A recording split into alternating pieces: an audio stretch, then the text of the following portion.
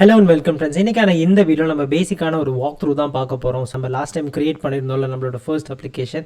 So அதில் என்னெல்லாம் இருக்குது, அது எப்படியெல்லாம் ஒர்க் ஆகுது, அதுக்கு மட்டும் இல்லாமல் எப்படி யூசர் கிட்ட இருந்து இந்த கமெண்ட் ப்ராம்ப்டில் இருந்து, அதாவது கான்சோலில் இருந்து எப்படி இன்புட்டை வாங்குறது அண்ட் அதே மாதிரி எப்படி அந்த ஸ்க்ரீனில் பிரிண்ட் பண்ணுறது. இப்போ ஹலோ வேர்ல்டுன்ற ஒரு விஷயம் நம்மளுக்கு அங்கே பார்த்தோம் இல்லையா, அதெல்லாம் எப்படி பிரிண்ட் ஆகுது, அண்ட் அதே மாதிரி எப்படி அதே இன்டர்ஃபேஸை யூஸ் பண்ணி நம்ம எப்படி ஒரு யூசர் கிட்ட இருந்து ஒரு இன்புட்டை வாங்கலான்றதை பற்றியெல்லாம் நம்ம பார்க்க போகிறோம். ஸோ வாங்க இன்றைக்கான வீடியோக்குள்ளே போகலாம். இதுதான் நம்ம லாஸ்ட் டைம் இங்கே க்ரியேட் பண்ண அப்ளிகேஷனோட ஃபோல்டர். இந்த ஃபோல்டரில் சொன்னேன் இல்லையா, சொல்யூஷன் ஃபைல்னு சொல்லிட்டு இருக்கும். ஸோ நம்மளோட அப்ளிகேஷன் நேம், அதுக்கப்புறம் .slன்னு சொல்லிட்டு எக்ஸ்டென்ஷனில் தான் இருக்கும். இது நீங்கள் டபுள் கிளிக் பண்ணிங்கன்னா டேரெக்டாக நம்ம அப்ளிகேஷன் ஓப்பன் ஆகிடும். இதுதான் நம்ம க்ரியேட் பண்ண அப்ளிகேஷன். இதில் ஃபர்ஸ்ட் இந்த ஒரு லே அவுட்டை பார்த்துடலாம். லெஃப்ட் சைடில் இருக்கிறது என்னென்னா உங்களோட கோடு எழுதுகிற அந்த எடிட்டர் ஏரியா, ரைட் சைடில் இருக்கிறது உங்களோட சொல்யூஷன் எக்ஸ்ப்ளோரர். இதில் தான் உங்களோட ஃபைல்ஸ் எல்லாமே நீங்கள் ஆர்கனைஸ் பண்ணி வச்சுக்கலாம். நீங்கள் எப்படி நார்மலாக ஒரு ஃபைல்ஸ் எல்லாம் ஃபோல்டர் போட்டு வைப்பீங்களோ அதே மாதிரி இங்கே ஃபோல்டர்ஸாக நீங்கள் ஆர்கனைஸ் பண்ணி வச்சுக்கலாம். இங்கே இதுதான் நம்மளோட அப்ளிகேஷன். இதுக்குள்ளே நம்மளுக்கு program.csன்னு சொல்லிட்டு ஒரு ஃபைல் இருக்குது. நீங்கள் இந்த ஸ்டார்ட் பட்டனை கிளிக் பண்ணிங்கன்னா எது ஃபர்ஸ்ட் எக்ஸிக்யூட் ஆகும்னு பார்த்தீங்கன்னா இந்த program.csன்னு சொல்லிட்டு இருக்கிற இந்த ஃபைல் தான். இந்த ஃபைலில் என்ன இருக்கோ அது அப்படியே எக்ஸிக்யூட் ஆக ஆரம்பிச்சிடும். இப்போ நம்ம இந்த அப்ளிகேஷனை ஒன்ஸ் மோர் ரன் பண்ணி பார்க்கலாம். இப்போ இது என்ன பிரிண்ட் பண்ணுதுன்னா ஹலோ வேர்ல்டுன்ற ஒரு டெக்ஸ்ட்டை பிரிண்ட் பண்ணுது, அவ்வளோதான். அதுக்கப்புறம் ஆட்டோமேட்டிக்காக அது க்ளோஸ் ஆகிடுது. இப்போ நம்ம என்ன பண்ணலாம்னா இந்த டெக்ஸ்ட் ஹலோ வேர்ல்டுக்கு பதிலாக ஹலோ C# சொல்லிட்டு நம்ம சேஞ்ச் பண்ணலாம்.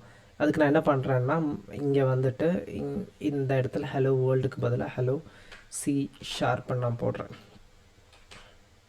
திருப்பி நான் ரன் பண்ணுறேன் அப்ளிகேஷனை. இப்போ அந்த சேஞ்சஸ் இங்கே ரிஃப்ளெக்ட் ஆகிருக்கு, ஹலோ C# பிரிண்ட் ஆகிருக்கு.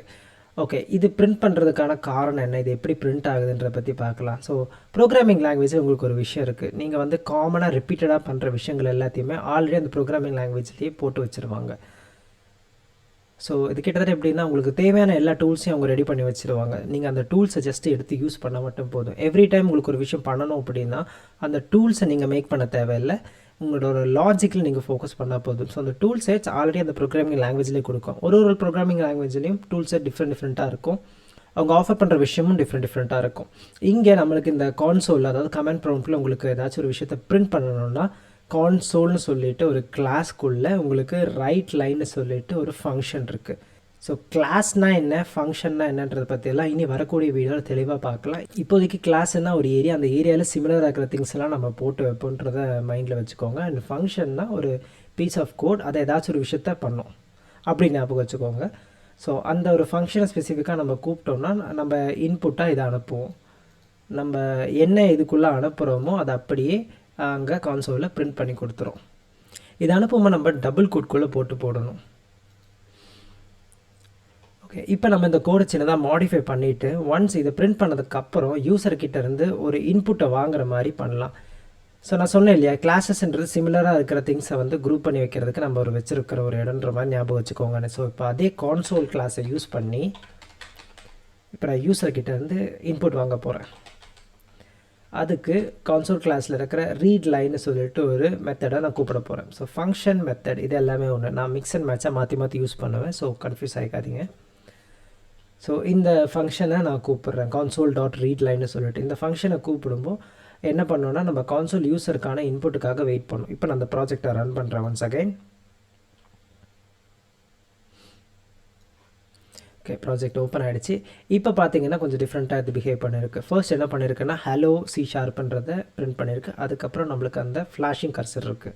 இது எதுக்குன்னா பேசிக்கலி இன்புட் வாங்குறதுக்கு. இங்கே நீங்கள் என்ன வேணால் இப்போ டைப் பண்ணலாம். இப்போ இப்போதைக்கு நான் டெஸ்ட்டுன்னு டைப் பண்ணிவிட்டு நான் என்டர் கொடுக்குறேன். ஓகே, என்ட்ரு கொடுத்த உடனே அப்ளிகேஷன் அப்படியே ஸ்டாப் ஆகிடுச்சு, அவ்வளோதான். வேறு எதுவுமே பண்ணலை. ஏன் இப்போ எதுவும் பண்ணலைன்னா நம்ம அந்த வாங்குகிற இன்புட்டை நம்ம என்ன பண்ணணும் நம்ம ப்ரோக்ராமுக்கு சொல்லவே இல்லை.